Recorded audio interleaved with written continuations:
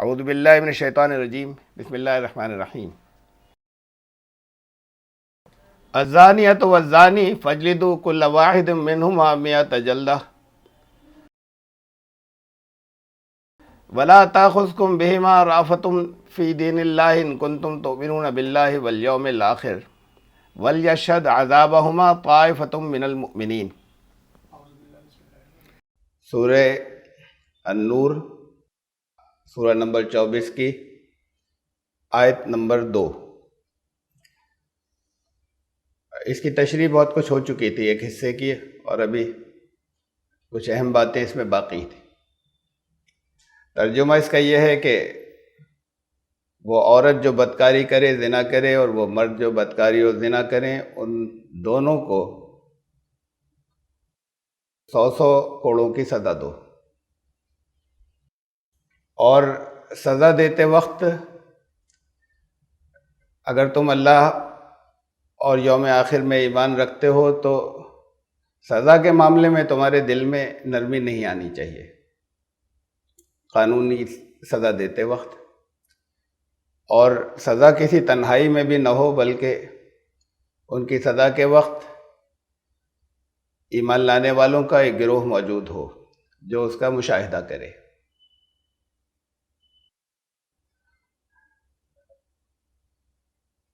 اس آیت کی تفصیل کا ایک حصہ گزشتہ مرتبہ گزرا،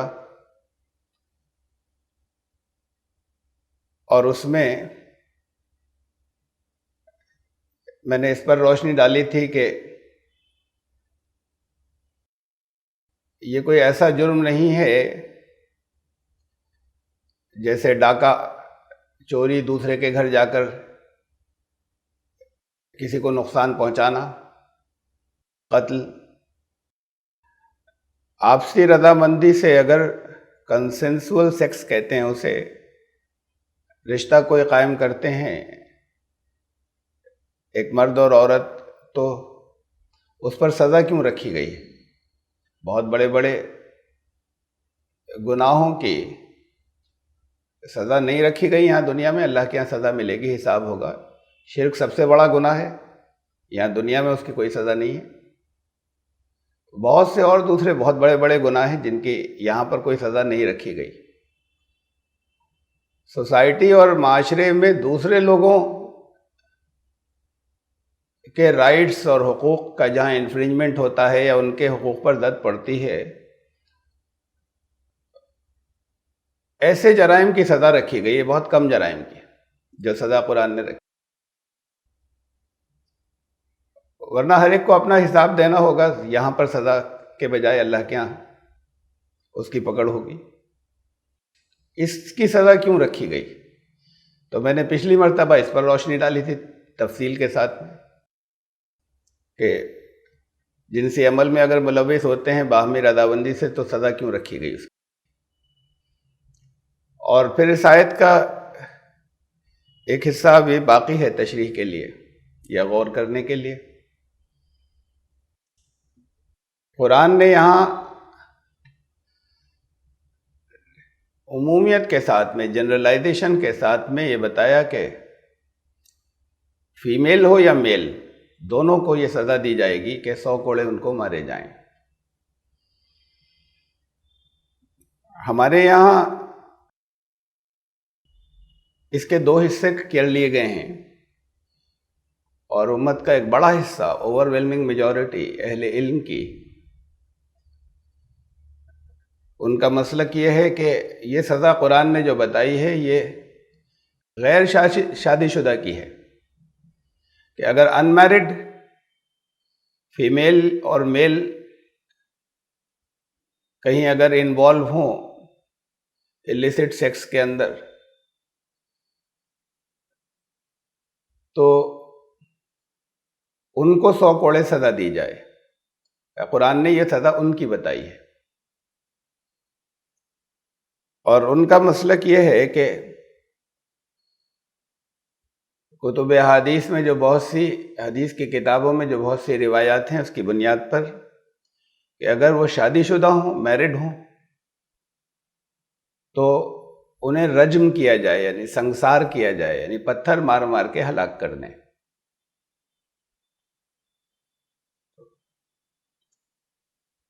اس میں ہے بعض علماء، ان کی تعداد کم ہے،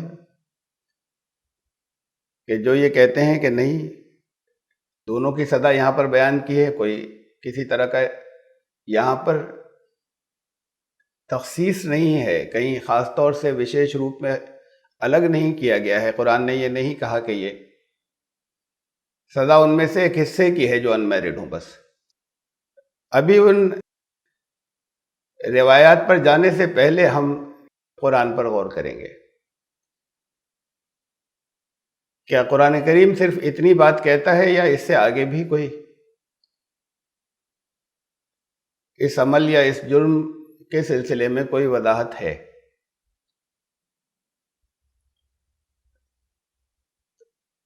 قرآن جتنے حصوں پر روشنی ڈالتا ہے ان سب کو سامنے لا کر غور کرنے کی ضرورت ہوتی ہے، اور پھر اگر اس کی تشریح کے طور پر رسول اللہ صلی اللہ علیہ وسلم کچھ حصے کے سلسلے میں وضاحت کریں تو وہ وضاحت یا وہ ایکسپلینیشن لازم ہے، سب پر ضروری ہے کہ اسے مانیں بھی اور اس پر عمل بھی کریں۔ اور وہ ایکسپلینیشن یا وضاحت رسول اللہ صلی اللہ علیہ وسلم کی خالی زبانی ہو چاہے عملی ہو۔ عام طور سے قرآن کی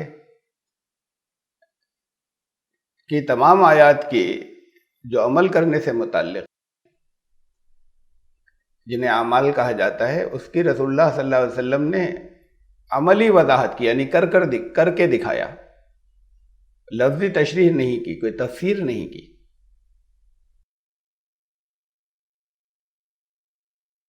پہلے قرآن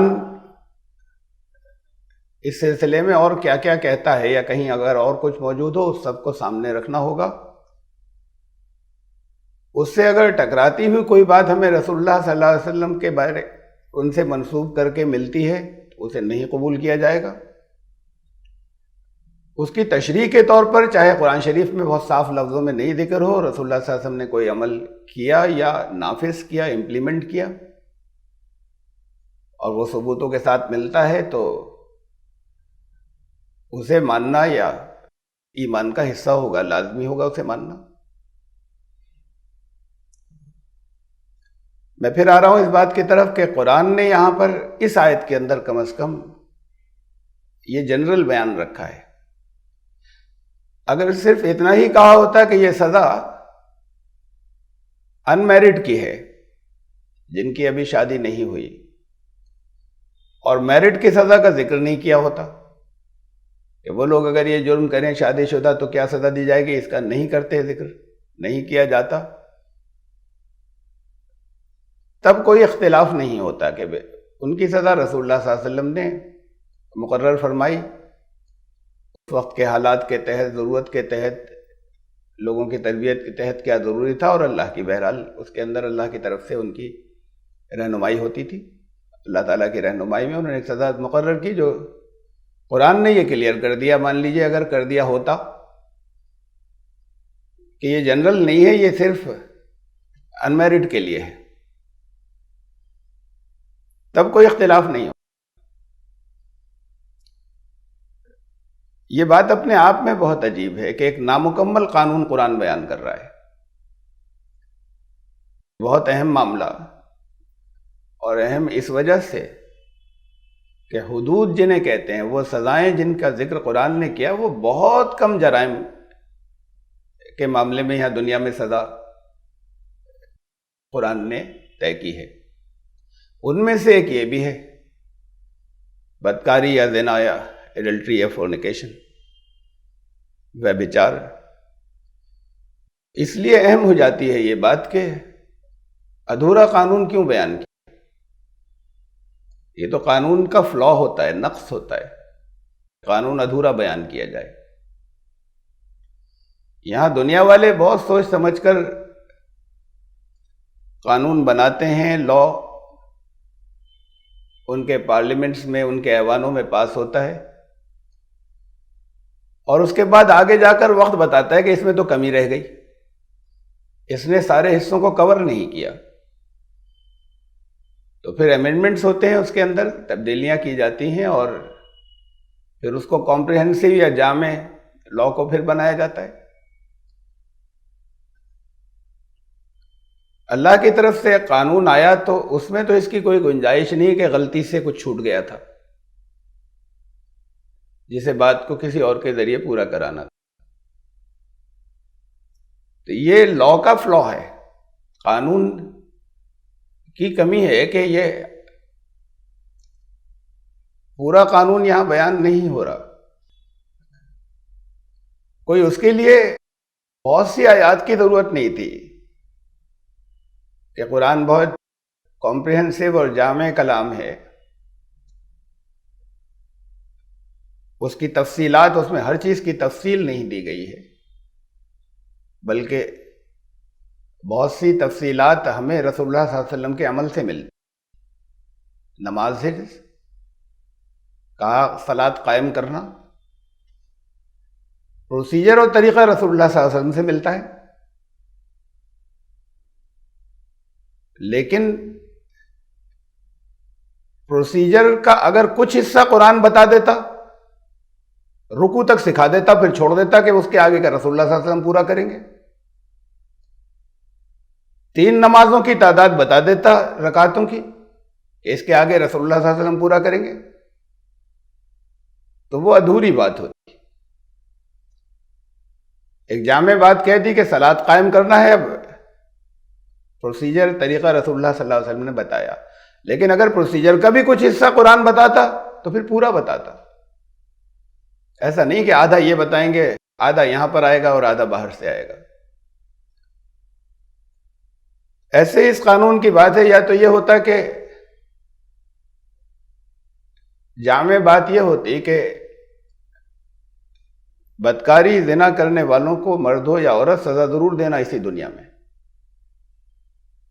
تو پھر سزا کی تفصیل ہمیں رسول اللہ صلی اللہ علیہ وسلم سے معلوم ہوتی، لیکن جیسے انہوں نے امپلیمنٹ کرائی، جیسے نافذ کرائی، لیکن سزا کیا دی جائے گی اس کی ڈیٹیل آگے چلی ہے اور آدھی بتا کر چھوڑ دی جائے، یہ تو قانون ادھورا ہو جائے گا۔ یہاں پر کسی طرح کے ادھورے ہونے کا کوئی ذرا سا بھی احساس نہیں ہے اس آیت کے اندر۔ بتا دیا گیا کہ جو بھی مرد ہو یا عورت، ان میں سے جو بھی ویبچار کرے، جو بھی ایلیسٹ سیکس کے اندر انوالو ہو، اس دونوں کو سزا دی جائے۔ کنوارے ہونا یا شادی شدہ ہونا، انمیرڈ یا میرڈ، اس سے الگ کر دینا، کم از کم قرآن کی حد تک اس سے کوئی بات جو ہے وہ اگر طے کی جائے تو وہ بات اس آیت کی اسپرٹ سے میچ نہیں کھاتی ہوئی محسوس ہوتی۔ میں آگے چلوں، جیسے میں یہ کہہ رہا تھا کہ کیا کہیں اور بھی کچھ وضاحت ہیں یا بس یہیں پر سب کچھ ہے اس سلسلے میں؟ اور پھر بہت سخت سزا ہے اس طرح کی کہ جس کے اندر وہ سزا، بڑی بڑی سزائیں ہوتی ہیں، انسان جھیل لیتا ہے، لیکن اس کے اندر بدنامی اور اس کے اندر رسوائی اس درجے کی کہ نہیں، اکیلے مت دینا کسی جیل کی کوٹری میں یہ سزا، اس میں لوگ موجود ہوں، بہت سے لوگوں کی نظروں کے سامنے ہو، یہ اس میں سے ایک حصے کو بالکل الگ کر دیا گیا، ایسا سمجھا جاتا ہے۔ میں دیکھیے یہ سورہ نساء کی آیت ہے، یہ لفظ جو ہے محسنات، اس سے پہلے عربی میں ایک لفظ آیا احسننا، یہ 2 معنوں میں استعمال ہوتا ہے، آزاد اور فری، اور باعزت عورتیں، اچھے کردار والی عورتیں، ان کے لیے بھی استعمال ہوتا ہے محسنات، اور میرڈ کے لیے بھی ہوتا ہے۔ اب اس کا یہ آیت کا چھوٹا سا ٹکڑا لیا ہے میں نے بیچ سے، پہلے سے ذکر چلا آ رہا ہے کہ جن لوگوں کی استطاعت اتنی نہ ہو، جو اسے افورڈ نہ کر سکتے ہوں کہ وہ آزاد عورتوں سے نکاح کریں تو پھر وہ نکاح کریں کنیزوں سے، مہر بھی کم ہوگا، ڈیمانڈز بھی کم ہوں گی، اخراجات ایکسپنسز بھی کم ہوں گے، تو ان سے نکاح کر لیں۔ اس کے بعد پھر اسی آیت کے اندر یہ آگے بتایا ہے، یہ ٹکڑا یہاں پر ہے، اور جب وہ احسننا، جب وہ میرڈ ہو جائیں، جب نکاح میں آ جائیں، فَإِذَا أُحْسِنَّ فَإِنْ أَتَيْنَ بِفَاحِشَةٍ فَعَلَيْهِنَّ نِصْفُ مَا عَلَى الْمُحْصَنَاتِ مِنَ الْعَذَابِ، اور وہ اگر ویبچار کریں یا بدکاری کریں تو ان کو سزا آزاد عورتوں کو جتنی دی جاتی ہے اس کی ہاف دی جائے گی، آدھی۔ اچھے کردار کی خاندانی عورتیں کو جو سزا دی جاتی ہے، ان کنیزوں کو ہاف دی جائے گی، ان کی تربیت نہیں ہوئی اتنی، اور اس کا لحاظ رکھا ہے قرآن نے۔ ان کے بہت سے موقع پہ ان کی فری ول کے خلاف لوگ بہت سے کام کر لیتے ہیں، مجبور بہت زیادہ ہو جاتی ہیں آزاد عورتوں کے مقابلے میں، اس لیے اس کا مارجن اور الاؤنس رکھا ہے قرآن نے کہ ان کو سزا آدھی دی جائے گی اگر یہ ایسا گناہ کریں۔ ان کی جو آزاد اور پاک دامن یا جو عورتیں ہیں۔ اب یہ ٹرانسلیشن آپ نے دیکھا، میں نے بریکٹ میں یہاں لکھ دیا ہے، یہ بریکٹ میں نے لگایا ہے، شادی شدہ وواہت ہندی میں اور میرڈ انگلش میں، کہ جو خاندانی یا آزاد میرڈ عورتیں ہیں۔ بعض ترجموں میں نے دیکھا کہ یہاں پر ان میرڈ انہوں نے بریکٹ میں لکھا ہوا ہے، غیر شادی شدہ یا کنوارے۔ کنواریوں کو جو سزا دی جاتی ہے، کنواروں کو، جیسے قرآن سے وہ نکالتے ہیں کہ 100 کوڑے کی سزا جو ہے وہ ان میرڈ کے لیے ہے، تو کہتے ہیں اس کی آدھی دی جائے، تو اس لیے بریکٹ میں یہ لکھ دیتے ہیں، اس لیے کہ میرڈ کی کوئی سزا اگر یہ ہو کہ پتھر مار مار کے ہلاک کر دینا یا رجم کرنا، تو اس کی تو آدھی سزا ہوتی ہی نہیں، اس لیے انہوں نے بریکٹ میں یہاں پر اس کو وضاحت کے لیے ان میرڈ لکھا ہے، لیکن اس لفظ کے معنی یہ نہیں ہے ان میرڈ لکھ دینا۔ دوسری بات ہے کہ وہاں تاکہ اس سے جوڑ مل جائے جو پہلے کہا گیا ہے، صرف اس کو نظر میں رکھتے ہوئے کہ آدھی کیسے کر لی جائے سزا، پتھر مار مار کے کسی کو ہلاک کرنا یا رجم سنگسار کرنا، اس کی سزا آدھی کیسے ہوگی، اور یہاں کہا گیا ہے کہ ان کی آدھی دی جائے، اس لیے انہوں نے یہاں ان میرڈ بریکٹ لگایا ہے۔ دیکھیے اس کا آگے چلتے ہیں ہم، اس کے بعد جگہ سے میں آپ کو دکھاؤں۔ اس سے پہلی آیت یہ تھی سورہ نساء 25، اس سے پہلی 24، سورہ النساء کی آیت نمبر 24، یہ بھی ایک ذرا سا ٹکڑا لیا ہے میں نے صرف اس لفظ کے معنی بتانے کے لیے۔ والمحصنات من النساء، اس سے پہلے ذکر چلا آ رہا ہے کن کن عورتوں سے نکاح نہیں کر سکتے تم، اس میں پھر یہ بتایا کہ اور عورتوں میں وہ جو محصنات ہیں، دیکھیے یہ وہی لفظ ہے جو ادھر انڈر لائنڈ ہے سے پچھلی آیت میں، جس کے ٹرانسلیشن میں بہت سے لوگوں نے بریکٹ میں ان میرڈ کیا ہوا ہے۔ والمحصنات من النساء، اب سب کا ٹرانسلیشن یہی ہے کہ جن کے شوہر ہوں، سب کا، انہوں نے بھی جنہوں نے بریکٹ ان میرڈ لگایا ہے ایک آیت پہلے، ان سب کا ٹرانسلیشن، اس میں کوئی پوری امت میں کوئی اختلاف نہیں کہ ان عورتوں کے جن کے پہلے سے ہسبینڈز ہوں، جو میرڈ ہوں، ان سے نکاح نہیں کر سکتے، یہ ایک آیت پہلے ہی ہے۔ اس لفظ کہ میں نے آپ کو بتایا تھا کہ 2 میننگ، ایک تو آزاد فری اور اچھے کردار والی، اور دوسرے وہ چاہے میرڈ ہو چاہے ان میرڈ بھی ہو سکتے ہیں، اور دوسرے میننگ ہے میرڈ۔ یہ 2 میننگ ہیں، اپنے موقع کے اعتبار سے اس کے معنی سمجھے جاتے ہیں، لیکن یہ کہیں نہیں ہوتا کہ کسی بھی جگہ پر کہ جہاں نکاح کا تذکرہ آ رہا ہو وہاں پر اس کے معنی ان میرڈ لیے جائیں۔ میں اور آگے کنٹیکسٹ کے لیے، ایسے آپ کو سباق کے لیے میں آگے آپ کو اور بتاتا ہوں۔ ترجمہ اس کا، جیسے یہ پہلی بات یہ کہ یہ یہاں پر سب نے کیا، شوہر والی عورتیں تمہارے نکاح کے لیے حرام ہیں، ان سے نکاح نہیں کر سکتے جن کے آلریڈی ہسبینڈز ہیں۔ اب اگلی آیت کے اندر یہاں پر غیر شادی شدہ کر دیتے ہیں اسی کے ٹرانسلیشن کے اندر۔ یہ سزا پتھر مار کے ہلاک کر دینا جیسے میں نے آپ کو بتایا حدیث کی کتابوں میں، حدیث کے جو مجموعے ہمارے پاس ہیں ان میں بہت سی جو روایات ہیں ان میں ہے. مثلاً ابھی لغت کے بارے میں دیکھیں پہلے. اس لفظ کا بڑی ہے سواد نون، یہ اس کا مادہ ہے حصن. اس کے معنی ہوتے ہیں قلعہ، حفاظت کرنے والا، جو اسے اس قلعے سے سرکشت ہو جاتے ہیں لوگ. اسی لیے شادی شدہ کو یہ کہتے ہیں کہ یہ تو اب سیف ہو گئی، کوئی حفاظت کرنے والا آ گیا. تو امام راغب نے یہ کہا ہے وَيُقَالُ امرأۃ محسن و محسن، عورت کو محسن صاد پر زبر اور صاد پر زیر کے لیے یہ دونوں لفظ آئے ہیں. فالمحسن یقال اذا تصور حسنها من نفسها، جب زیر کے ساتھ میں ہو محسن تو وہ عورت ہوتی ہے جو خود اپنی حفاظت کرے، کوئی دوسرا کا، یعنی کنواری، جسے خود اپنی عزت کی حفاظت کرنی ہوتی ہے. والمحسن زبر کے ساتھ یقال اذا تصور حسنها من غیرها، اور سواد پر زبر کے ساتھ ہی جب محسن عورت کے لیے آتا ہے تو وہ ہے کہ اب اس کی حفاظت کرنے والا اس کے علاوہ ایک دوسرا بھی آ گیا، یعنی اب وہ میرڈ ہو گئی. تو امام راغب نے جو زبان کے ماہرین میں سے ہیں، لینگویج کے ایکسپرٹس میں سے، انہوں نے جب سواد کے زبر کے ساتھ میں عورت کے تو کہتے ہیں اسے میرڈ عورت کو کہتے ہیں. دیکھیے سواد کے زبر کے ساتھ تھا نا علی المحسنات، کہ جن یعنی میرڈ عورتیں ترجمہ ہوگا، شادی شدہ عورتوں کی جو سزا ہو اس کی آدھی دی جائے. اگر باندیاں یا کنیزیں جو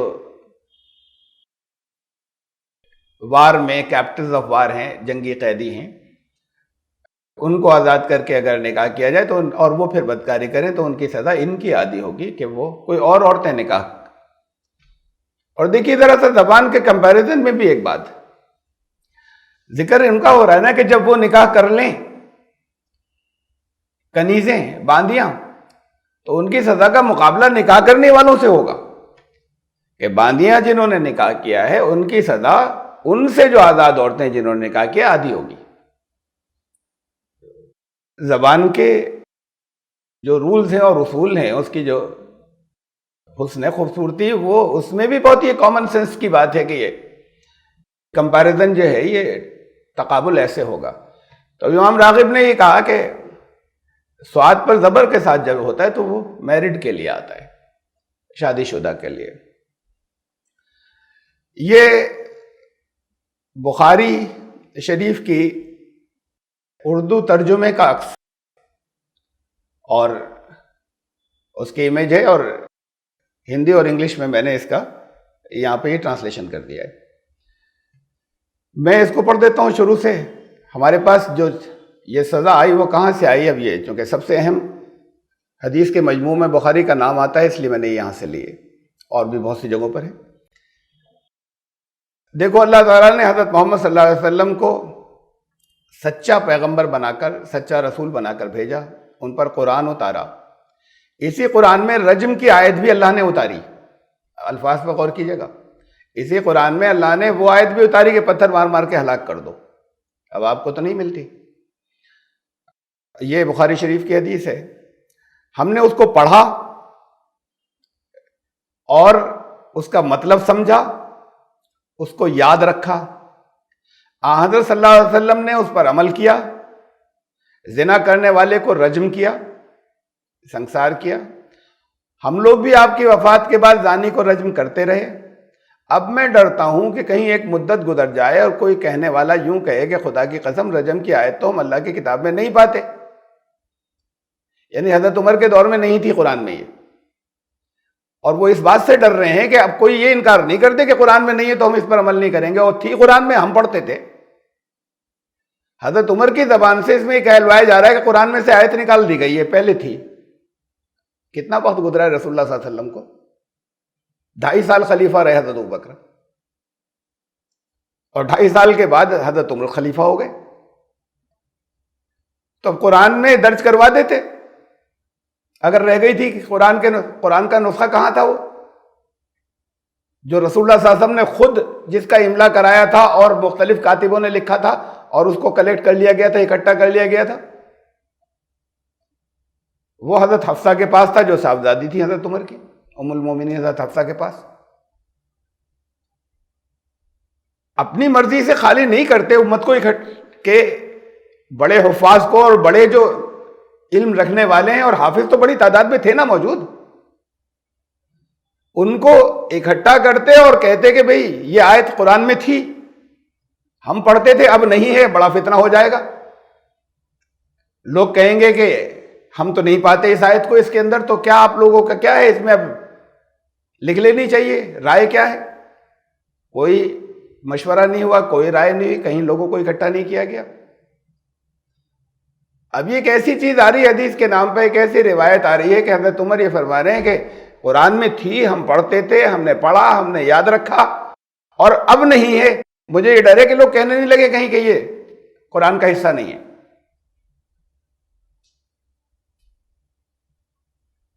تو بہت خطرناک بات ہے یہ تو۔ بخاری شریف میں ہے، حضرت عمر کی زبان سے ایک ایسی چیز آ رہی ہے کہ جہاں ایک آیت کی بات ہو تو پھر نہ معلوم کتنی ایسی ہوں گی جو اس میں تھیں اور غائب ہو گئی۔ قرآن کی حفاظت غیر محفوظ ہونا، اب جو قرآن پر جو اعتراض کرنے والے یہ اس جیسی تو اور بھی ہیں، ان سب کو لے آئیں کہ کیسی باتیں کرتے ہیں کہ ایک حرف ہے یا ایک ایک لفظ محفوظ ہے، یہ کیسا عقیدہ ہے آپ کا؟ یہ کیسا عقیدہ ہے آپ کا کہ اس کی اللہ حفاظت فرمائے گا؟ یہ تو ثبوت موجود ہے یہیں پر کہ انہی کی حیات میں وہ زندہ ہیں، وہ خود قرآن میں پڑھتے تھے، انہی کی حیات میں وہ اب نہیں ہے قرآن کے اندر، اور وہ یہ بھی نہیں کہہ رہے کہ اب لکھوا دینی چاہیے۔ اس کے آگے اب میں ڈرتا ہوں کہ کہیں ایک مدت گزر جائے اور کوئی کہنے والا یوں کہے کہ خدا کی قسم رجم کی آیت تو ہم اللہ کی کتاب میں نہیں پاتے، اور اللہ کا ایک فرض جس کو اس نے اتارا اسے چھوڑ کر گمراہ ہو جائے ترک کر کے۔ دیکھو ہوشیار رہو۔ اب آگے قانون بیان کر رہے ہیں، جو شخص مرد ہو یا عورت محسن ہو کر زنا کرے، یہ عربی لفظ ہے فَإِذَا أُحْسِنَّ، یہی ہے لفظ جس کا ترجمہ ہے کہ جب ان کنیزیں نکاح میں آ جائیں، یعنی نکاح ہونے کے بعد، نکاح ہونے کی بات کی پوزیشن، یہ لفظ جو قرآن میں آیا، اور وہی یہاں پر آیا ہے، یہاں پر حدیث کے اندر جس کو میں نے انڈر لائن کیا ہے، چونکہ یہ باریک ہے امیج، عکس معلوم نہیں آپ کو انڈر لائن نظر آ رہی ہے یا نہیں آ رہی۔ فَإِذَا أُحْسِنَّ مِنَ الرِّجَالِ وَالنِّسَاءِ، تو یہ کہہ رہے ہیں کہ اور عورت جو ہے یا مرد ہو، جب جو شخص مرد ہو یا عورت اس محسن ہو کر زنا کرے، اس پر اللہ کی کتاب میں رجم برحق ہے۔ تو محسن ہو کر زنا کرے کا مطلب کیا ہے؟ قرآن میں وہاں آ چکا ہے، جیسے کنیزیں احسنہ لفظ ہے، یہاں حدیث کے اندر بھی کہ جب وہ نکاح میں آ جائیں اس کے بعد زنا کریں تو اس کے، اب اسی کے تو کہہ رہے ہیں نا کہ اس کے اوپر، اور پھر یہاں پر اس لفظ کے معنی کیوں ہے قرآن میں احسنہ، جب قید نکاح میں آ جائیں، یہ معنی ہے اس کے۔ تو اب قرآن میں اس کی سزا جو ہے وہ یہ کہہ رہے ہیں کہ رجم ہے۔ دو باتیں آ رہی ہیں اب یہاں جس پہ غور کرنے کی ضرورت ہے۔ پہلی بات، اس پر ہم آگے چل کے پھر اور بات کریں گے، کہ قرآن میں ایک آیت تھی، وہ کوئی پچھلے لوگوں کی داستان بیان نہیں کر رہے ہیں، انہی کے سامنے تھی، وہ خود پڑھتے تھے، اب انہی کے سامنے اب نہیں ہے، اور اسٹیٹس میں امیر المومنین ہیں، کوئی عام آدمی نہیں ہے، بڑے صحابہ میں سے ہیں، رسول اللہ صلی اللہ علیہ وسلم کے بہت قریبی اصحاب میں سے ہیں، یہ سب چیزیں موجود ہیں۔ پہلا نقطہ تو یہ ہے اس کا جس پر غور کرنا ہے۔ پھر حافظ موجود ہیں، وہ کیا تلاوت کرتے تھے؟ جو رسول اللہ صلی اللہ علیہ وسلم کے دور سے چلا آ رہا ہے وہی تلاوت کرتے تھے، یا اس کے بعد ڈراپ کر دیا کچھ لوگوں نے؟ کچھ بڑا انتشار ہوگا اگر یہ ہوگا کہ نہیں یہ آیت اب روک دی گئی، تو کچھ کریں گے اور کچھ نہیں کریں گے۔ تو وہ حفاظ کیا تلاوت کرتے تھے؟ ہمارے لیے تو قرآن کی کنٹینیوٹی یا لگاتار ہونا وہ ہے جو اس دور سے آج تک تلاوت چلی آ رہی ہے، اور اصل میں صحیح معنوں میں اس کو یہ خدمت شروع کے دور میں تو حفاظ نے ہی کی کہ ان کے ذریعے آیا یہاں تک، اور وہ اس کے اندر کبھی فرق نہیں ہوا، وہی قرأت چلی آ رہی ہے تلاوت آج تک۔ لکھنے میں تو فرق ہو جاتا ہے، اسکرپٹ کوفی اسکرپٹ الگ ہے لکھنے کا طریقہ مدنی یا مکی اسکرپٹ الگ تھا، لکھنے کا طریقہ، یہ ہندوستان والے کے لکھنے کا طریقہ الگ ہے. وہ قرآن شریف جو وہاں سے آتے ہیں، آپ میں سے بہت سے لوگ آسانی سے نہیں پڑھ پاتے اسے، لکھنے کا طریقہ الگ ہے لیکن تلاوت ایک ہے. سورہ ہود میں ایک آیت ہے جہاں درمیان میں یہ حضرت نوح علیہ السلام جب کشتی میں سوار ہوئے تو انہوں نے کہا کہ دعا کی، انہوں نے داخل ہوتے وقت بسم اللہ مجریہا و مرساہا. حافظ جتنے ہیں وہ اس کو ایسے پڑھا جاتا ہے مجریہا. اب مجریہا جو ہے اس کو عربی میں لکھنا آسان نہیں ہے. جب رے پہ زیر لگائیں گے تو مجریہا پڑھا جائے گا. مجریہا جو ہے اس کو لکھنا عربی زبان کے اندر اور ہے مجریہا. مجراہا کنفیوژن اس کے اوپر کہ کسی جگہ کھڑا الف لگا ہوتا ہے، ہم مجراہا پڑھیں اسے، اس پہ الف بھی لگا ہوتا ہے کھڑا، اور یہ زیر لگائے یا مجریہا پڑھیں، کیا پڑھا جائے اس کو؟ ان سے پوچھا حافظ لوگوں سے، انہوں نے کہا مجریہا پڑھتے ہیں. کہ شاید بھئی تلاوت میں حفاظ کی بھی سب ہر ایک بہت ایکسپرٹ نہیں ہوتے نا تجوید کے. نے کہا شاید ایک آدھ سے کہیں غلطی بھی ہوتی ہے ذرا سے پڑھنے کے تلفظ کی، کہیں سے دریافت کیا. نے کہا مجریہا پڑھتے ہیں، سب کا ایک ہی ہے.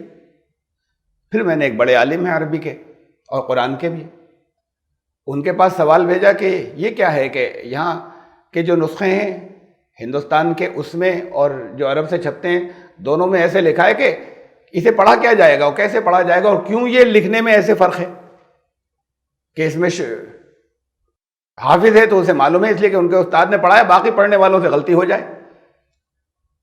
تو انہوں نے کہا کہ اصل میں عرب تو اہل زبان ہے نا، وہ جانتے ہیں کہ کیا کیسے پڑھا جائے گا. یہاں پر وہ زیر بھی الف بھی لگا دیا جاتا ہے کہ ان کے درمیان کی آواز نکلے گی، لیکن پھر وہ بتائیں گے اصل میں حافظ، ورنہ لوگ دھوکہ کھا جائیں گے. وہ جانتے ہیں، وہ لکھو کیسے بھی وہ جانتے ہیں کیسے پڑھا جائے گا ان کی زبان کو. تو یہ جو ہے یہ تلفظ کا فرق بھی لکھنے میں ہو جاتا ہے، اسکرپٹ الگ الگ ہوتی ہے. جو پڑھتے چلے آ رہے ہیں حفاظ وہ ایک پڑھتے چلے آ رہے ہیں، چاہے وہ عرب کے ہوں اور چاہے وہ ہندوستان کے ہوں دنیا کے، چاہے جس پاکستان کے ہوں دنیا کے کسی اور خطے یا علاقے کے ہوں، وہ ایک ہی تلاوت چلی آ رہی ہے. اب اس کے اندر سے کچھ حصہ اگر نکل جائے تو یہ حفاظت تو اس سے چلی آ رہی تھی حفاظ سے. وہاں بڑا کنفیوژن ہوتا ہے کون پڑھتا ہے اور کون نہیں پڑھتا. اور اسی رسول اللہ صلی اللہ علیہ وسلم کو تشریف لے گئے، عرصہ کتنا ہوا؟ درمیان میں 2.5 سال کا عرصہ گزرا ہے حضرت ابوبکر کا. تو بہرحال ایک پوائنٹ تو یہ ہے غور کرنے کا اہم اس کے اندر، اور دوسرا یہ ہے کہ انہوں نے یہ اس کے اندر واضح طور پر بتایا کہ وہ اس کی سزا جو ہے جب وہ محسن ہو تو اس کی سزا ہے رجم کرنا، اسے پتھر مار مار کے ہلاک کر دینا. تو یہ لفظ یہاں حدیث سے بھی یہ کلیئر ہو رہا ہے کہ یہ سزا تو یہ بتا رہے ہیں، لیکن یہ لفظ جو آتا ہے یہ شادی شدہ کے لیے آتا ہے، ان میرڈ کے لیے نہیں آتا. ورنہ یہاں پہ یہ کیوں کہتے پتھر، اس کی سزا پتھر مار کے ہلاک کرنا. تو یہ لفظ میرڈ کے لیے آتا ہے، لفظ ہی ہے. پھر اس آیت کو ایک بار دیکھ لیں، کہ ان کی سزا عادی ہوگی، جو اس لیے یہاں پر اس کا ترجمہ ہوگا میرڈ ویمن.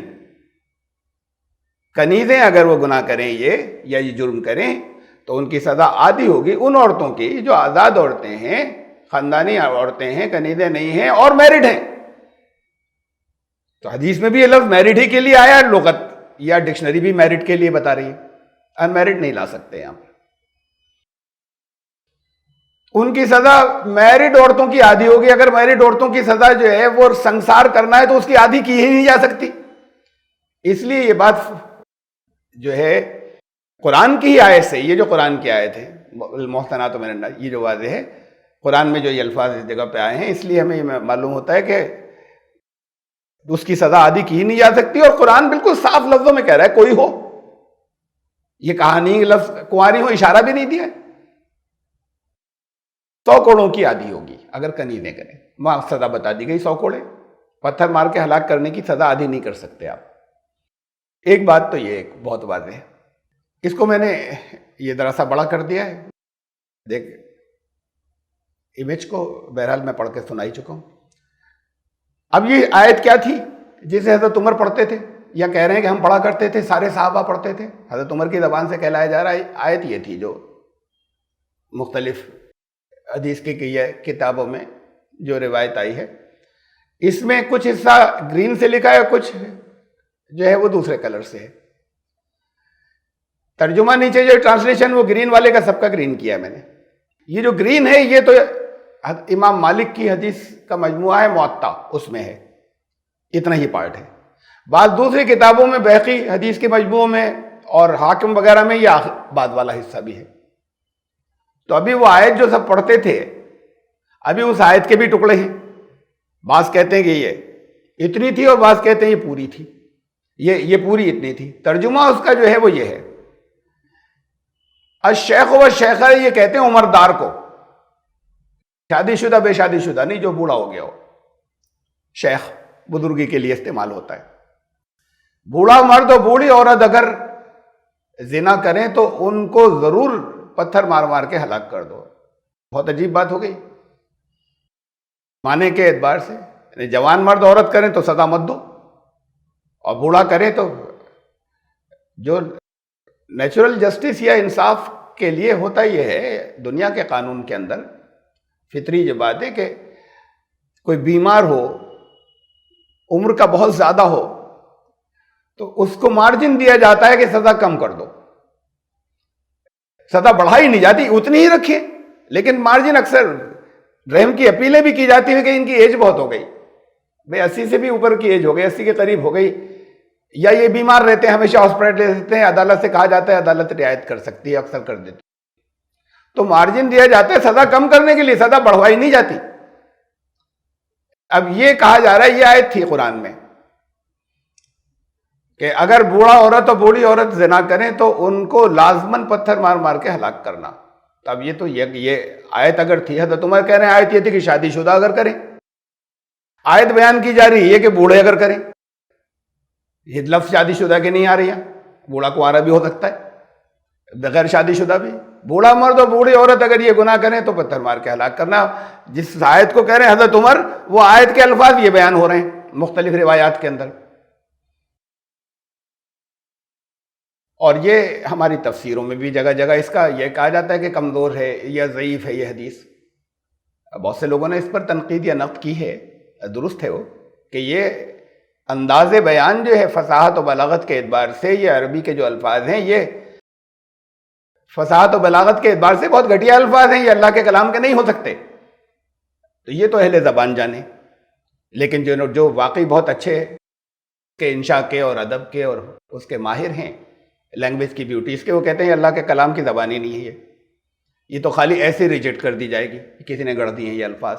میننگ کے اعتبار سے بہت عجیب ہے کہ شادی شدہ کا یہاں پر ذکر نہیں ہو رہا ہے، بوڑھے کو سزا دینا یا بڑھیا کو سزا دینا، اگر وہ یہ جرم کریں تو ان کو پتھر مار کے ہلاک کرنا. اور پھر وہ اور تنقیدیں لاتے ہیں یا نقد لاتے ہیں، کرٹیسزم جو ہوتا ہے کہ بھئی یہ روایت اتنی مضبوط نہیں ہے، ضعیف ہے حدیث. یہ ضعیف ہوگی کیا، جھوٹی ہے. بالکل ضعیف بھی نہیں کہنا چاہیے، اصل تو جھوٹی ہے، یہ غلط ہے. لیکن ہماری پھر جھوٹی ہے اور غلط ہے ہماری تفسیروں میں آ گئی. بہت سی تفسیروں میں نے ایک کا عکس دیا یہاں پر، یا ایک کی امیج دی، ہماری بہت سی تفسیروں میں موجود ہے. پھر بھئی جھوٹی ہے، غلط ہے، ضعیف ہے، چھوڑ دیجئے. اب اس سے بات کتنی پھیلتی ہے آگے جب مفسرین اور لکھتے ہیں. اور پھر جگہ جگہ یہ اصول بیان کیا تھا کہ ان تفسیروں میں جو کچھ ہے پہلے سے چلی آ رہی ان سے ہٹنا مت. یہ ہے، اسے کہتے ہیں تفسیر معصور، یعنی جو پہلے سے چلا آ رہا ہے اس سے مت ہٹنا ان تفسیروں سے. تو تفسیروں میں بھی آ گئی یہ گرین کلر سے. اور تفسیر در منشور کا میں نے یہ ذرا سا امیج لی ہے، اردو ٹرانسلیشن کی یہاں پر، اور اس میں لکھا ہے کہ امام مالک، امام بخاری، امام مسلم، ان سب نے حضرت ابن عباس سے روایت نقل کی ہے کہ حضرت عمر کھڑے ہوئے، اللہ تعالیٰ کی حمد و ثنا کی، اور پھر کہا اللہ تعالیٰ نے حضور صلی اللہ علیہ وسلم کو حق کے ساتھ مبعوث کیا. اس میں سے میں نے بخاری والا حصہ دکھا دیا آپ کو. ان پر کتاب کو نازل فرمایا جو آپ پر نازل ہوا، اس میں رجم کی آیت تھی. یہاں تک تو ان کا بیان ہے، ہم نے اسے پڑھا، اسے یاد رکھا. اب یہ انہوں نے اس کے اندر تفسیر میں بتایا کہ وہ آیت یہ تھی، وہی جو میں نے ابھی آپ کو دکھائی، الشیخ والشیخۃ اذا زنیا فرجموها البتۃ. اور آگے بعض روایات میں وہ بھی ہے نکالا من اللہ واللہ ذو الفضل العظیم. رسول اللہ صلی اللہ علیہ وسلم رنج کیا ہم نے بات کو، مجھے ڈر ہے کہیں لوگوں پہ ایک لمبا زبانہ ہوگا، تو سن چکے ہیں آپ یہ پوری، میں نے بھی بخاری شریف سے پڑھ کر سنائی تھی. اس میں درمیان میں انہوں نے مفسر نے، تفسیر کرنے والوں نے یہ درمیان میں بتا بھی دیا کہ یہ تھی آیت. تو اب ضعیف تھی یا موضوع تھی یا جھوٹی تھی تو آپ اسے کیوں تفسیروں کے اندر لا رہے ہیں کہ وہ آیت یہ تھی؟ یہی تبصرہ کرتے کہ یہ غلط ہے، یہ جو مشہور یہ ہو گیا ہے لیکن ہے غلط. تفسیر میں یہ بات ہوتی کہ یہ بہت مشہور ہو گیا لیکن غلط ہے، جھوٹا ہے. جس انداز میں یہاں پہ لایا گیا ہے تو وہاں پہ تائید کی گئی کہ یہ تھی آیت. اس حدیث سے میچ نہیں کھاتی جہاں حضرت عمر کہہ رہے ہیں تو شادی شدہ کے لیے ہے، یہاں پر بوڑھے اور بوڑھی عورت کا ذکر ہے. یہ جب قرآن نے عام رکھا تو وہ سزا تو آئی وہاں سے، حدیث کتب حدیث کی روایات سے. کتب حدیث کے روایات میں اب ہمیں کیا کیا چیزیں مل رہی ہیں اس سلسلے میں کہ وہ آیت کیا تھی جیسے کہا حضرت عمر نے تھی قرآن میں اب نہیں ہے. گئی کہاں اب نہیں ہے تو ہوا کیا؟ یہ بھی جھوٹی ہے لیکن ذرا سا دیکھیے ہمارے یہاں کیا کیا چیزیں ہیں. اس کو ضعیف کہتے ہیں لوگ، کہہ رہے ہیں جھوٹی ہے بالکل. رسول اللہ صلی اللہ علیہ وسلم کا جب یہ دو آیتیں قرآن میں ایسی تھیں جو اب نہیں ہیں، اب حضرت عائشہ کہہ رہی ہیں، ان میں سے ایک تو یہ تھی آیت رجم. گئی کہاں؟ ایک اور تھی آیت رضاعت کبیر. یہ گئی کہاں دونوں آیتیں؟ ان کا میرے پاس تھی صرف اور کہیں تھی نہیں. اب حافظ پڑھ رہے ہیں سب جگہ اس نسخے میں نہیں ہے، صرف حضرت عائشہ کے پاس ہے لکھی ہوئی. لوگ نقل کر لیتے تھے اپنے پاس قرآن شریف کو اپنی یادداشت کے لیے، بہت سے صحابہ ان کا یہ تو صرف ان کے پاس تھی. پھر کہاں گئی رسول اللہ صلی اللہ علیہ وسلم کا جب وفات ہوئی تو ان کا وہ میرے گدے کے نیچے تھی، وہ ایک بکری آئی کھا گئی. ہم لوگ سب مشغول تھے، اللہ کی حفاظت، کہ بکری آ کے آیت کو کھا گئی اور کہیں اس کا وجود ہی نہیں تھا. اب ختم ہو گئی، اب لکھوائی نہیں جا سکتی، نہ حضرت عائشہ کی گواہی پہ لکھوائی جا سکتی. گواہ دو ہو گئے نہیں ہو گئے، حضرت عائشہ گواہ ہو گئی، حضرت عمر گواہ ہو گئے. اور پھر جب حضرت عمر تھوڑی یہ کہہ رہے ہیں، پھر میں پڑھتا تھا، سارے حافظ پڑھتے ہوں گے تو سب کی گواہی آتی اور وہ درج کر لی جاتی. یہ دو کی تو یہاں پر حدیث کی کتابوں میں آ رہی ہے. حضرت عائشہ کہہ رہی تھی اصل میں ایک ہی جگہ تھی، صرف میرے پاس تھی. اور کیسے رکھی ہوئی تھی؟ حفاظت سے. قرآن شریف کی آیت حفاظت حضرت عائشہ کیسے رکھی ہوئی؟ گدے کے نیچے ٹھوسی ہوئی تھی. یہ اس کی حفاظت یا احترام تھا. کیسی کیسی باتیں ان کی زبانوں سے کہلوائی گئی. ایک بکری آئی کھا گئی، اب ثبوت ہی ختم ہو گیا، صرف وہی تھی اکیلی ان کے پاس. اللہ نے فرمایا کہ اس کلام کی حفاظت ہم کریں گے. اسے بکری کیسے کھا جائے گی؟ بہرحال یہ تو جھوٹی ہے، کہتے ہیں غلط ہے، جھوٹی ہے. لیکن پھر اگر یہ غلط ہے، جھوٹی ہے تو پھر وہی سوال کہ اگر تھی تو کہاں گئی؟ اب کیوں نہیں ہے؟ اس کے لیے پھر ایک اور بات آتی ہے نہیں. اور اس میں یہ بھی دیکھ لیں آپ، یہ موضوع نہیں ہے یہاں کا، لیکن دو آیتوں کا ذکر کیا، آیت رضاعت الکبیر. یہ حدیث تو کہا جاتا ہے کہ موضوع ہے، میں کہہ رہا ہوں جھوٹی ہے، روایتی ہے. لیکن اس میں جن دوسری آیت کا ذکر ہے وہ حدیثوں سے ثابت ہے. وہ یہ روایت یہاں پہ ہو لیکن حدیث کی کتابوں میں مسلم کے اندر 3 حدیثیں ہیں، 4، اور صحیح مانی جاتی، اس پر فتوے دیے گئے. آیت رضاعت کبیر عشرہ وہ یہ تھی کہ کوئی عورت اگر کسی مرد کو، کوئی جوان عورت کسی غیر مرد کو اگر اپنا دودھ پلا دے تو پھر اس کے بعد اس سے پردے کی ضرورت نہیں ہے، محرم ہو جاتی ہے. وہ جوان عورت اگر کسی غیر کو دودھ پلا دے تو اپنا. اور رسول اللہ صلی اللہ علیہ وسلم نے کہا ہے، صحابی تھے ان کے گھر میں آنا جانا تھا، ان کے شوہر پسند نہیں کرتے تھے، بچپن سے آتے جاتے تھے، وہ بڑے ہو گئے، شوہر کو اب بڑے ہونے کے بعد پسند نہیں تھا آنا جانا. وہ آئیں کہ یا رسول اللہ بچپن سے آتا جاتا ہے، میں منع کروں اسے اور میرے شوہر کو پسند نہیں ہے. تو کہا تم دودھ پلا دو اپنا اسے تو محرم ہو جائے گا. اب اس پر فتوے بھی دیے جاتے ہیں کہ اگر 10 مرتبہ دودھ پلایا ہو کسی نے، یہ آیت تھی قرآن کے اندر، پھر حدیث میں اسی میں یہ آیا کہ پھر آگے پھر دوسری آ گئی حکم کہ نہیں 10 نہیں، کم سے کم 5 مرتبہ ہی پلایا ہو تب محرم ہو جاتی ہے. سننے میں گھن آئے گی آپ کو، سننے میں آپ کسی کے سامنے بیان نہیں کر سکتے کہ غیر مسلم کے سامنے کہ یہ ہمارا دین ہے. یہ ہے مسلم شریف میں، یہ حدیث غلط ہے لیکن یہ اس آیت کا تذکرہ مسلم شریف کے اندر موجود ہے، اور ایک نہیں کئی حدیثوں کے اندر ہے، یہ کئی روایات کے اندر ہے. بہرحال ایک یہ آیت تھی جیسے بکری کھا گئی. اب قرآن میں تو خیر ہو ہی نہیں سکتی اتنی بےہودہ بات تو نہیں ہے. لیکن اب نہیں ہے تو گئی کہاں؟ یہ رجم اور سنسار کرنے والی آیت کہاں گئی؟ اور یہ جوان عورت کے دوسرے کو دودھ پلا دینے والی آیت کہاں گئی؟ اگر نہیں اب نہیں ہے تو تو پھر اس کے بعد ظاہر ہے کہ یہ ماننا پڑتا ہے. اور پھر جب اسے تو طے کر لیا کہ نہیں یہ تو ہے، ان واقعات کی بنیاد پہ جو ان روایات ان کتابوں کے اندر آ گئی ہیں، داخل ہوئی ہیں، جب یہ طے کر لیا کہ وہ تو ہے شادی شدہ کی، چاہے وہ قرآن سے ثابت ہی ہو رہا ہے کہ نہیں ہے، پھر بھی یہ کہ ان میں ہے کہ رسول اللہ صلی اللہ علیہ وسلم نے یہی سزا دی تھی، اور اس کے بعد پھر دوسرے صحابہ نے بھی یہی سزا دی تھی، دوسرے خلفاء نے بھی، تو پھر یہ مانا جاتا ہے کہ یہ منسوخ ہونے کی ایک اور قسم ہے. جگہ جگہ بہت سی منسوخی کی آیات میں آپ کے سامنے ذکر کر چکا ہوں اور اس سے ثابت کر چکا ہوں واضح طور پر کہ بالکل غلط ہے. قرآن کا ایک شوشہ بھی منسوخ نہیں ہوا. وہ منسوخی کیسی تھی جس کا زیادہ تر تذکرہ آپ کے سامنے آیا ہے کہ قرآن شریف میں کچھ آیتیں لکھی ہوئی ہیں، ان پر عمل نہیں کیا جائے گا، تلاوت کیا جائے گا. اس کے لیے الفاظ استعمال کیے جاتے ہیں کہ تلاوت باقی ہے، تلاوت باقی ہے، حکم منسوخ ہو گیا، حکم کینسل ہوا ہے، تلاوت باقی ہے، تلاوت کا حکم باقی ہے، پڑھو گے، اس پر عمل ہرگز نہیں کر سکتے. آیت اس پر تو بہت تفصیل سے بہت سے موقعوں کے اوپر میں نے روشنی ڈالی ہے. غلط ہے، گمراہی ہے، واضح طور پہ قرآن کے اعلانات کے خلاف ہے یہ بات. قرآن کی آیات میں تضاد اور ٹکراؤ ہو جائے گا اس سے. یہ نسخ کی یا منسوخ ہونے کی یا کینسل ہونے کی دوسری قسم ہے. اب یہ دوسری لائی گئی اس کی وجہ سے، ان حدیث، یہ جو حدیث کی کتابوں میں روایتیں، ان کی وجہ سے ہمیں پھر یہ بھی ایک قسم بھی اور بنانی پڑی جو رسول اللہ صلی اللہ علیہ وسلم نے کبھی نہیں کہی تھی.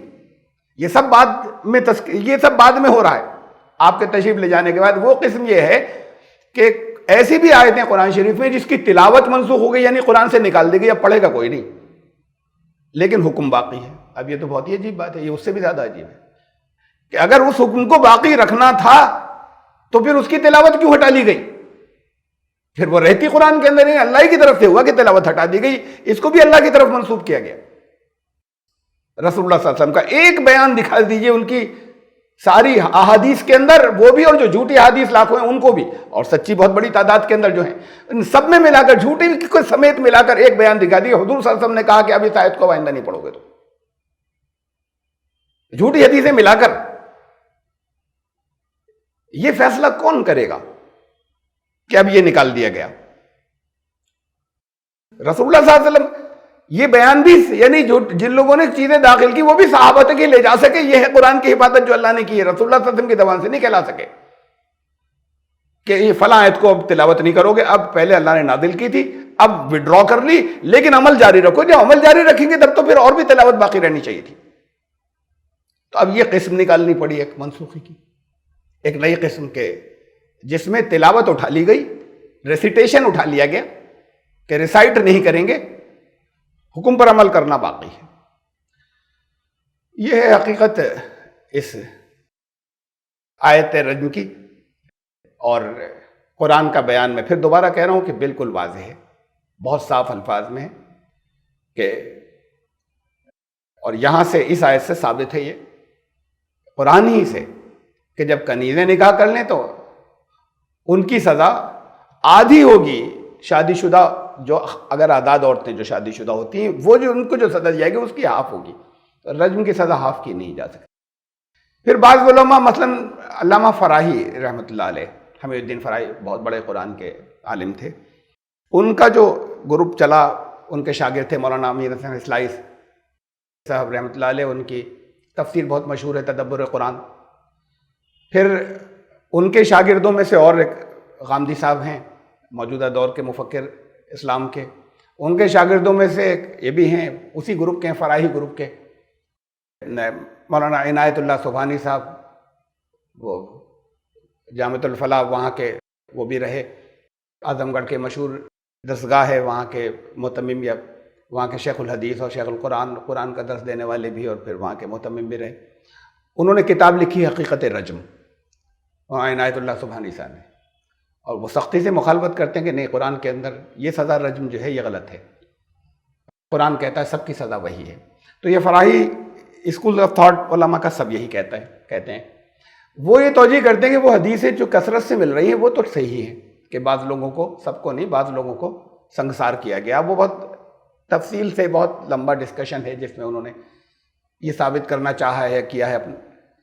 اور اس مکتبہ فکر کے فراہی، اس اسکول آف تھاٹ کے سبھی علماء یہ کہتے ہیں کہ نہیں، وہ سزا جو تھی وہ عادی کے لیے تھی، کہ جو بدکار ایسے تھے کہ جن کی عادت بن گئی تھی اور معاشرے کو خراب کر رہے تھے، تو یہ فتنہ اور فساد تک پہنچی تھی بات یہ.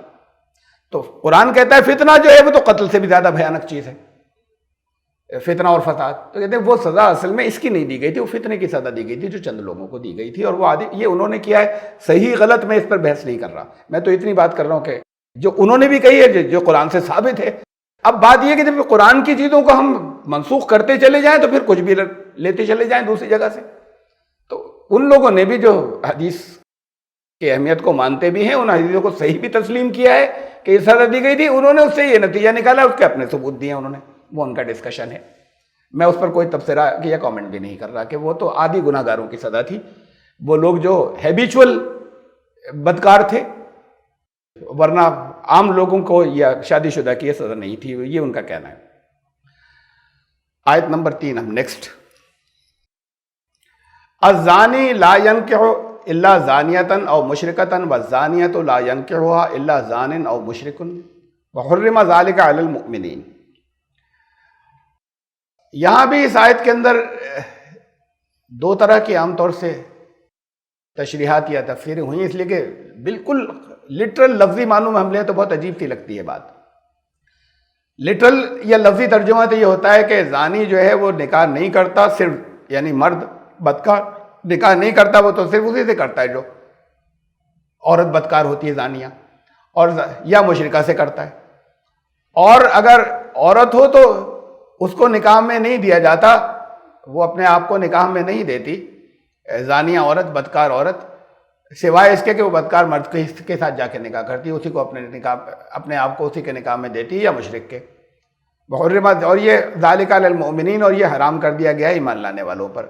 اب یہ تو یعنی ایسے جیسے لفظی ترجمے سے کچھ سمجھ میں آ رہا ہے تو آپ کے آبزرویشن کے یا آپ کے مشاہدے کے خلاف ہے کہ نہیں کبھی نہیں کرتے تو کرتے رہتے. نکاح ان سے بھی کر لیتے ہیں جن سے کبھی جرم ہوا ہو، گناہ ہوا ہو. یہ کہتے ہیں کرتے. قرآن کے اگر لفظی معنی میں لیا جائے تو کہا کہ کرتے ہی نہیں. تو اب اس کی کئی طرح کی تشریح اس کی ہوئی ہے. ایک تو یہ ہے کہ ایک تشریح تو اس کی یہ ہے کہ نہیں کرنا چاہیے، نہیں کرے، الفاظ نہیں کرے. قانون بیان ہوتا ہے تو اس شکل میں ہوتا ہے توریت میں اور دوسری جگہوں پہ بھی، کہ جہاں فیوچر ٹینس میں کہ اب وہ یہ نہیں کرے گا. یہ قانون پہلے ایسے ہی بیان ہوتا تھا. نہیں کرے گا کا مطلب اس کو نہیں کرنے دیا جائے گا، نہیں کرنا چاہیے. تو اب ایک تو تشریح اس کی یہ ہوتی ہے کہ جو بدکار مرد ہے، ایڈلٹرر، وہ نکاح نہیں کرے. وہ اگر کرے تو صرف بدکار عورت سے کرے، اور اگر بدکار عورت ہے تو وہ نکاح نہیں کرے، اگر کرے تو صرف وہ بدکار مرد سے جا کے کرے. اصل میں تو یہ بات بھی بہت عجیب سی ہے. کسی سے بھی کوئی جرم ہوتا ہے تو وہ ہمیشہ کے لیے ایسا کلنک نہیں ہوتا کہ توبہ کر لی یا سزا دے دی گئی، بات ختم ہو گئی، اس نے توبہ کر لی. اب اس کے بعد یہ ہوا کہ نہیں، انہیں نہیں کرایا، ہرگز نہیں کر سکتے. اب اس نے ایک دفعہ کبھی اس سے جرم ہو گیا تھا یا گناہ ہو گیا تھا، تو یہ بھی ذرا سا قانون کے اعتبار سے غیر فطری سا محسوس ہوتا ہے. ایک دوسری تشریح کی اس کی وجہ سے کچھ لوگوں نے، انہوں نے یہ کی، یہ نکاح لفظ جو آیا ینکحو اور آگے ینکحوہا، یہ نکاح لفظ کے انہوں نے کہا لفظی معنی یہ نہیں ہے جو نکاح آپ کہتے ہیں. یہ زبان میں، پرانی عربوں کی زبان میں اس کے لفظی معنی تو جنسی تعلق قائم کرنے کے تھے. تو یہاں پر یہ آیت اسی معنی میں ہے، اس آیت کے اندر، کہ جب کوئی بدکاری کرنے والا، ایڈلٹرر، جب نکاح کا مطلب ہے جسمانی تعلق قائم کرنا، وہ نہیں جسے آپ نکاح سمجھ رہے ہیں. تو جب وہ کوئی یہ گناہ کرتا ہے تو وہ تو اسی کے ساتھ کرتا ہے جو بدکار ہوتی ہے. کوئی شریف عورت تو شامل ہی نہیں ہوگی اس کے ساتھ، اور کوئی عورت اگر بدکار ہو تو وہ اسی کے ساتھ کرتی ہے جو مرد بدکار ہو. شریف مرد تو آئے گا ہی نہیں اس کی طرف. معنی کے اعتبار سے تو بات ٹھیک لگتی ہے اور بہت لاجیکل ہے، لیکن یہ معنی جو جس شکل میں لائے قرآن میں، کسی جگہ بھی اس لفظ کے اور کہیں پر یہ معنی نہیں ہے. اب اس معنی میں بھی استعمال ہوتا ہے، یہاں پر لے لیا جائے.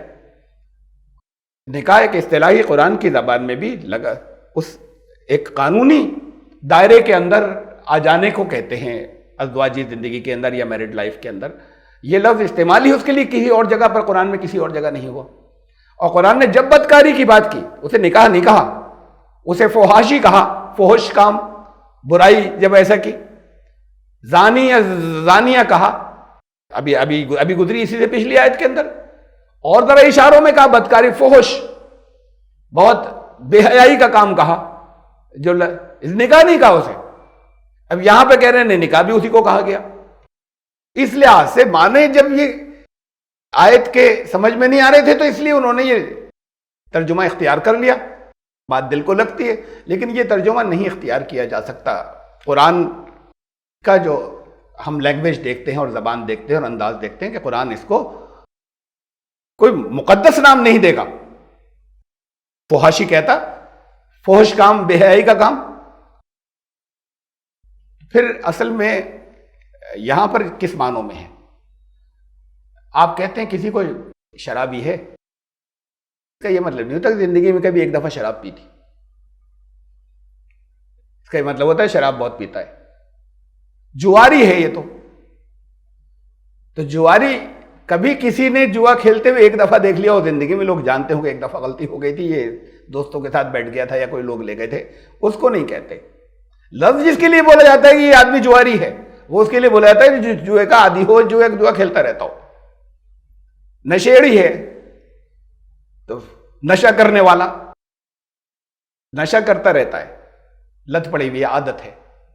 کبھی ایک مرتبہ کہیں کسی یہ ہو گئی، غلطی ہو گئی، گناہ ہو گیا کسی غلط صحبت میں، یا دوستوں نے بہت مجبور کسی نے ایک دفعہ کسی کے ساتھ میں، اسے یہ نہیں کہا جاتا کہ یہ نشیڑی ہے، گرد ورد پینے والا۔ کبھی اگر کسی نے، یہ تو وہ جو عادی ہوتے ہیں ان کے لیے تو یہ عام زبان میں ہماری لینگویج میں بولا جاتا ہے، یہاں پر یہ اسی معنوں کے اندر ہے کہ وہ جب یہ جیسے شرابی، جیسے نشیڑی، جیسے جواری، ایسے ہی ہے کہ بدکار ہے، یعنی یہ نہیں کہ ایک دفعہ غلطی ہو گئی تھی، کرتا رہتا ہے، بہت بدکار ہے۔ تو یہ کہا کہ وہ بدکار جو ہے، جو کرتا رہتا ہے، اس کو یہ نہیں چاہیے، اس کو وہ یہ نہیں کرے، اس کا خیال رکھنا، معاشرہ، سوسائٹی، قانون اس کا خیال رکھے کہ وہ ان سے نکاح نہیں کرنے دے اسے، کہ جو شریف عورتیں ہیں۔ اور ایسی عورت جس کی ریپوٹیشن یہ ہو کہ وہ یہ بدکار ہے، یعنی کہ کبھی کوئی غلطی ہوئی تھی، جس کی یہ ریپوٹیشن ہو، وہ کسی ایسے مرد کے ساتھ میں نکاح نہیں کرے، کہ یہ قانون اس بات کا خیال رکھے، اس کی اسٹیٹ اس بات کا خیال رکھے کہ یہ معاشرہ خراب نہیں ہو جائے آگے، اور سوسائٹی اور آگے خراب نہیں ہو جائے۔ تو یہ ان کے لیے عادی گناہ گاروں کے لیے جو ہماری زبان میں عام طور سے رائج ہے۔ والذین یرمون المحصنات ثم لم یاتوا باربعۃ شہداء فاجلدوہم 80 جلدۃ ولا تقبلوا لهم شہادۃ ابدا واولئک هم الفاسقون۔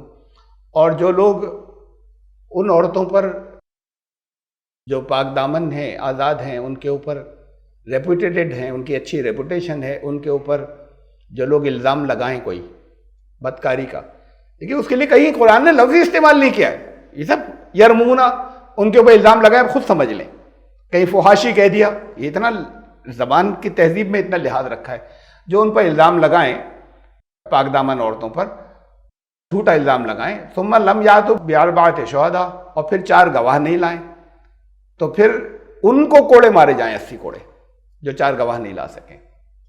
اب ایک بات تو یہ ہوئی کہ چونکہ وہ جرم کی سزا بہت سخت ہے، اور اس کوڑوں سے زیادہ سخت وہ ہے لوگوں کے سامنے، اصل سزا تو وہ ہے جو بے پناہ سخت سزا ہے کہ اکیلے تنہائی میں نہیں، پبلکلی دی جائے، یہ تو ہمیشہ کے لیے کسی کو کبھی وہ دکھانے کا راہ نہیں معاشرے کے اندر رہنے کا۔ تو جب اگر ایسا کوئی کسی پہ الزام لگا دے اور ایک گواہ بھی لے آیا، تو اس طرح کی باتیں تو 2 مل کے بہت کر لیں گے، ایک گواہ بھی لے آئے تو پھر، اور اس کے بعد انہیں سزا بھی ہو جائے عدالت کے اندر۔ اگر گواہ نہیں لا سکے تو پھر ان کو کوڑے مارے جائیں، 80 کوڑے۔ ہمارے یہاں قانون میں یہ بہت اہم بات ہے، ہمارے یہاں قانون میں یہ نہیں ہوتا، کوئی کسی کے اوپر جھوٹا الزام لگا دے، بے پناہ بہت بڑی تعداد کے اندر جگہ جگہ یہ جھوٹے کیسز ہوتے رہتے ہیں، کیس سوٹ فائل کر دو، یہ جھوٹا کیس بنا دو، بناتے ہیں۔ انہیں یہ ڈر نہیں ہوتا کہ عدالت چھوڑ دے گی کا مطلب جھوٹا تھا تو پھر یہ پکڑے جائیں گے، یہ ڈر نہیں ہوتا۔ قانون کا یہ حصہ ہونا چاہیے، اگر عدالت چھوڑ رہی ہے کا مطلب اس نے جھوٹا الزام لگایا تھا، اتنے زیادہ ان کا کمپنسیشن دلا دو، وہ جو ان کا خرچہ ہوا تھا وہ دلا دو۔ خرچہ کیا مطلب؟ یہ تو پورا سوسائٹی اور جگہ جگہ لوگ کھڑے، ہر مخالفوں پہ اب تو بہت عام ہو گئی کہ کیس بھاگتا پھرے گا، سوٹ فائل کر دو، جھوٹے کیس لگا دو. ان کا جھوٹے کیس لگانے والوں کا کچھ نہیں بگڑے گا، زیادہ سے زیادہ یہ ہوگا بہت سالوں کے بعد یہ طے ہوگا اور جھوٹا ثابت ہو جائے گا تو کچھ دینا پڑ جائے گا، کچھ پیسے دینے پڑ جائیں گے، یہ خرچہ تھا ان کا دے دیا. قرآن نے یہ رکھا کہ ایسا الزام کوئی لگائے جس کی سزا بھی ہوتی ہے اور وہ جھوٹا ثابت ہو. اور جھوٹا کیسے ثابت ہوگا؟ الزام ثابت نہ کر سکے تو اس کے لیے قرآن نے شرط رکھی ہے کہ 4 گواہ ہونے چاہیے. اب اس 4 گواہ میں بھی یہ تو بات اپنی جگہ پہ اصولی طور پہ صحیح ہے کہ 4 کے بہت اتنی سخت سزا کے لیے، اور نہیں لا سکے تو خاموش رہے، جرم چاہے ہوا تھا، اس لیے سزا دے دینا ہر حالت میں مقصد نہیں ہے. یہ اسلام کی اسپرٹ ہے کہ سزا ضرور ہو جائے، توبہ کر لیں. سزا رکھی گئی اتنی سخت کہ بہت عام ہو جائے. 4 لوگ آئی وٹنس کب ملیں گے بدکاری کے؟ جنہوں نے اپنی آنکھوں سے دیکھا ہو. یہ تو تب ہوگا جب وہ واقعی عادی بہت ہی کوئی فحاشی کر، ورنہ تو کوئی ہزار لاکھوں میں سے کوئی ایک ریئر کیس ہوگا. یہ گناہ کرنے والے کوئی پبلک میں کرتے ہیں تو 4 گواہ آئیں گے کہاں سے؟ تو سزا ہی نہیں ہوگی. سزا دے ہی دیجیے ہر حالت کے اندر اس جرم کی. یہ نہیں تھا کہ اسے روکا اسے.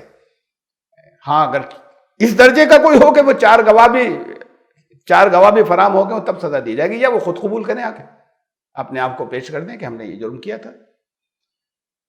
لیکن ایک اور پھر اس میں لیکنا ہے یا محسوس ہوتا ہے، کم از کم آج کے دور میں، اور اصل میں پہلے بھی تھا.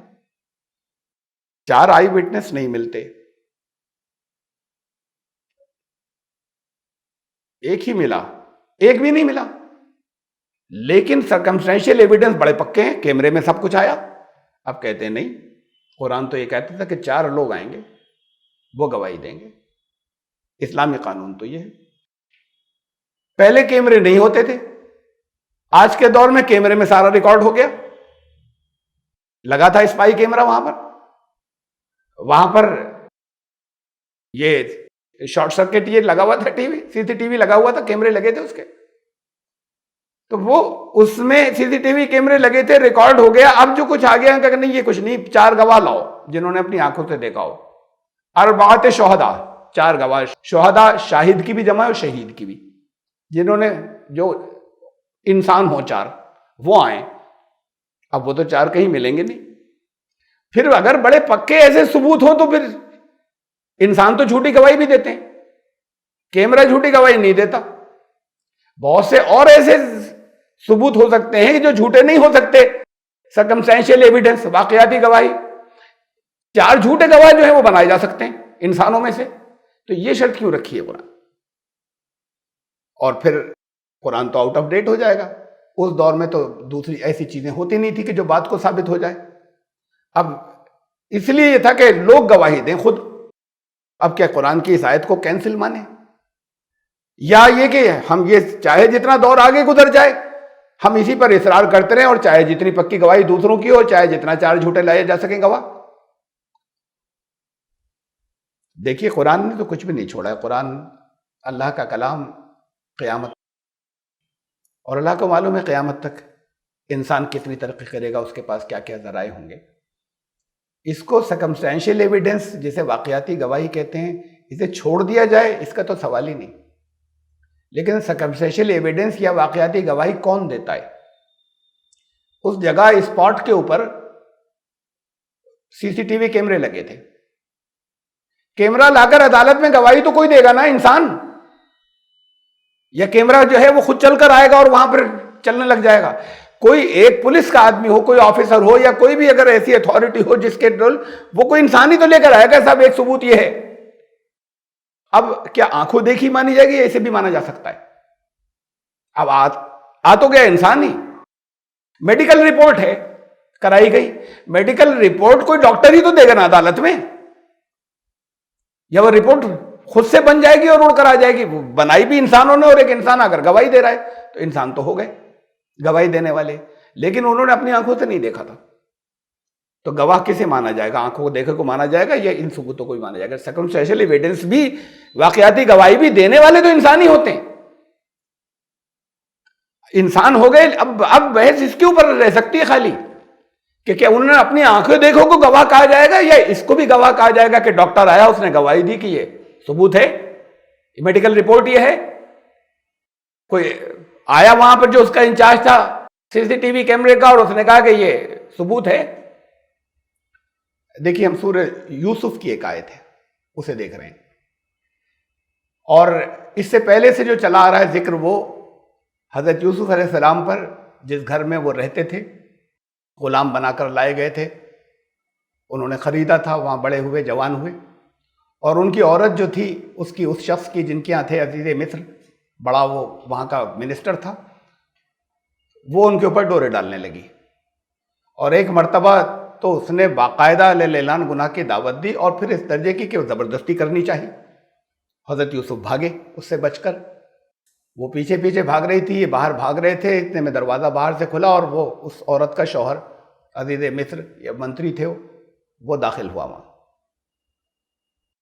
اس کے داخل ہوتے ہوئے ٹھٹک گئے دونوں، تو اس نے فوراً رخ بدلا، ان کی عورت نے، اس نے کہا کہ یہ اب بھاگ رہا تھا یہ، اور یہ اس نے میری عزت پر حملہ کرنے کی کوشش کی تھی، اب بھاگ رہا تھا یہ۔ حضرت یوسف نے کہا کہ یہ جھوٹ بول رہی ہے اور میں تو اس کے گناہ سے بچ کر بھاگ رہا تھا۔